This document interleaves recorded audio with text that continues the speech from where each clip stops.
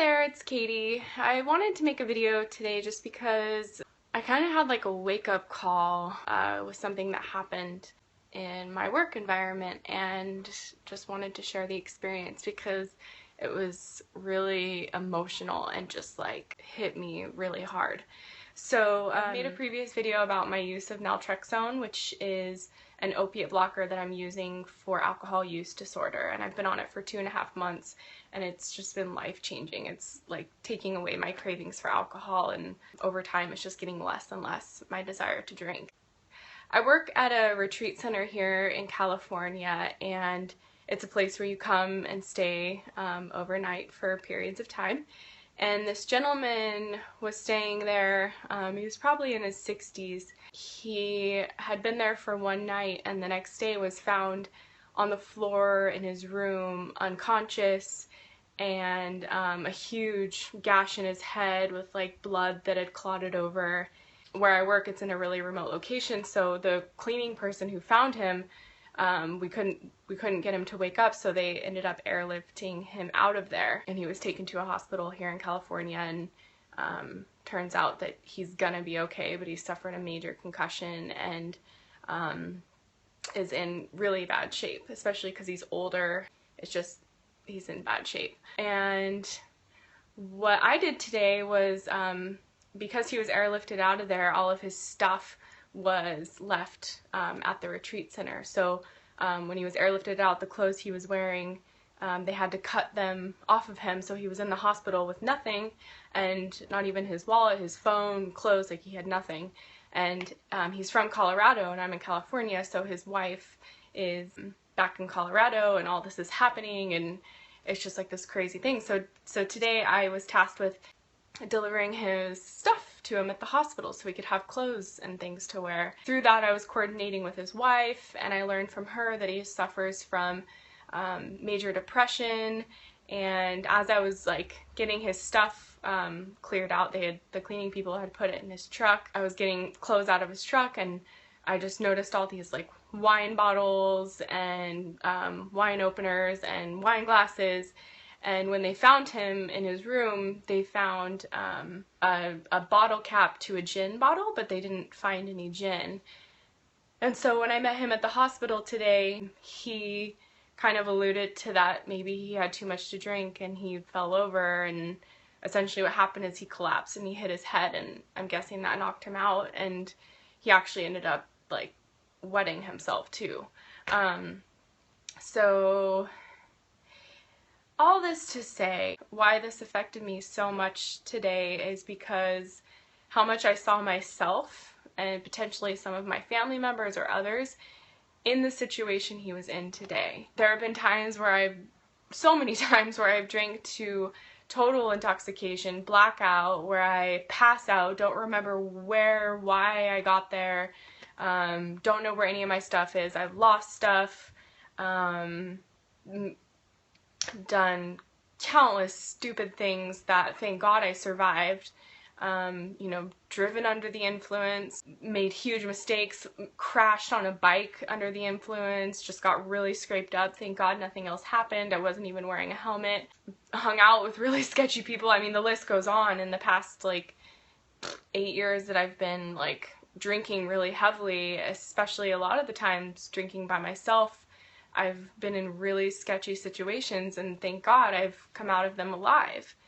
And I saw this guy today, and he's, you know, in his 60s and suffers from depression and drank so much that he collapsed or fell over or hit his head. People don't really know how it happened, but he wound up unconscious on the floor with this huge gash in his head, and his face is all bruised, and his body because he hit the floor so hard.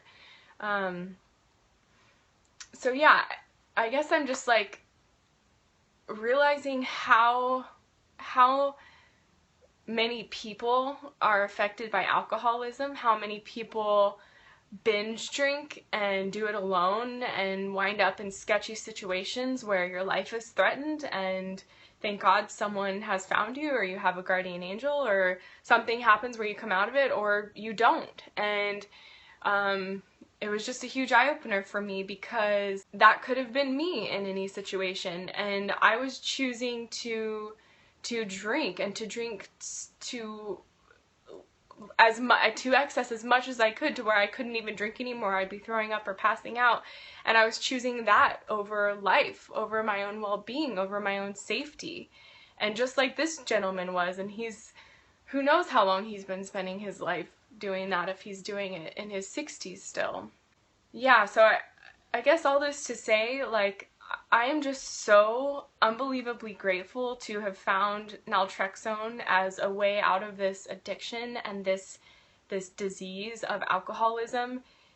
It, like, had grips on me. It was controlling my life. I was, like I said, I was choosing to binge drink over anything else, and often I would be alone, and I would often wind up in sketchy situations, or be throwing up the next day because I'm so hungover and have to make up excuses for why I'm so sick at work. And it was just, yeah, it was a huge eye-opener. I'm just felt so deeply for this man, felt so much compassion for this man and the situation he wound up in. And if you're an alcoholic, or you drink heavily, or whatever you want to call yourself, you abuse alcohol, you wake up the next day and the shame and the guilt that you feel, like, even, you know, like, I would always want to practice self-care with myself, and I would tell myself, don't beat yourself up, like, you made a mistake, you know, and that's true. And it's like this overriding guilt and shame that comes along with drinking, and drinking to excess like that. And I think about him and the situation he's in. He was at this retreat center. He didn't get to complete his stay. He had to be airlifted out of there. Who knows? I don't even know what insurance he has, how much that's going to cost to be airlifted and have stayed in a hospital for several days. His wife's got to come out from Colorado to take care of him. He's totally beat up, suffered a concussion, like, all of this because of drinking, because of the level of pain and suffering he feels in his life, and how much that is pertinent in so many people's lives, and we don't talk about it, and we medicate it with alcohol or other means, and it's just, it breaks my heart. So yeah, I kind of, like, reinvigorated why I want to continue to make videos about naltrexone and the benefits of it and the life-saving ability of this medication, and to spread the word to everybody I know about naltrexone, and to help people that might be suffering and not know a way out, because the addiction is stronger than the will to live. The addiction overpowers everything. And just to imagine what that man felt in his situation that he's in, I can't, like, I feel it myself. I was like a bawling wreck. I was crying so much earlier, just understanding the level of pain he must feel, and so much compassion for him. So, yeah, I suppose that's all. Thank you.